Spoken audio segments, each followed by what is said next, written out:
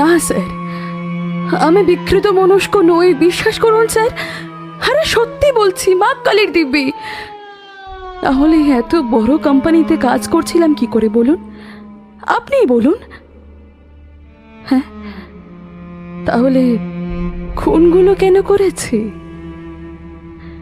আসলে স্যার, আমি না খুনগুলো করতে চাইনি স্যার, আমি করতে চাইনি, বিশ্বাস করুন।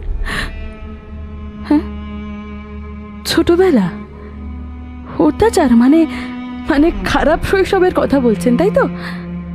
না না স্যার, ছোটবেলা থেকে মা বাবার বড্ড আদরের আমি অনেক যত্নে বড় হয়েছি, কোনো অভাবও ছিল না আমার। কি গুবলেট হয়ে গেলেন? আরে বললাম তো স্যার, ওসব কোনো সমস্যাই আমার নেই। একটা কথা বলি আপনাদের, গল্প বলতে পারে। তখন আমার বয়স কত হবে, 15 কি 16। আমরা মানে আমি, আমার একটা বন্ধু ছাদে দাঁড়িয়ে ঘুড়ি ওড়াচ্ছিলাম, ন্যাড়া ছাদ। তখন বেলা পড়ে এসেছে, পশ্চিম দিকটা কি গাঢ় লাল, রক্তের মতো লাল।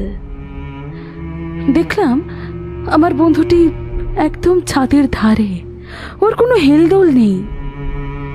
ঘুড়ি ওড়াতে ওড়াতে কখন যেন এগিয়ে গিয়েছে কোনায়। তখন আমার উচিত ছিল ওকে ওখান থেকে সরিয়ে আনা, কিন্তু জানেন স্যার, হঠাৎ আমার ইচ্ছে হলো একটা ধাক্কা মারতে। সে এক বিভৎস ইচ্ছে স্যার, পারছিলাম না নিজেকে আটকাতে। এগিয়ে গেলাম, আমার দু হাতও এগিয়ে গেল আমারই অজান্তে, কিন্তু হাত দুটো ওকে পিছিয়ে আনলো না, বরং বরং জোরালো একটা ধাক্কা দিল, বিভৎস চিৎকার। তারপর দেখলাম দোতলা থেকে নিচে একটা পাথরের উপর পড়েছে, মাথাটা পাথরের উপর পড়ে থেতলে গিয়েছে, রক্তারক্তি ব্যাপার। ভয় পাওয়া উচিত ছিল, কিন্তু পাইনি জানেন, বরং বরং অদ্ভুত একটা আনন্দ ঘিরে ধরেছিল।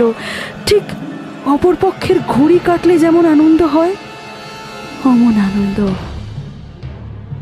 যদিও কেউ জানে না যে ধাক্কাটা আমি দিয়েছিলাম, সবাই ভেবেছিল ওটা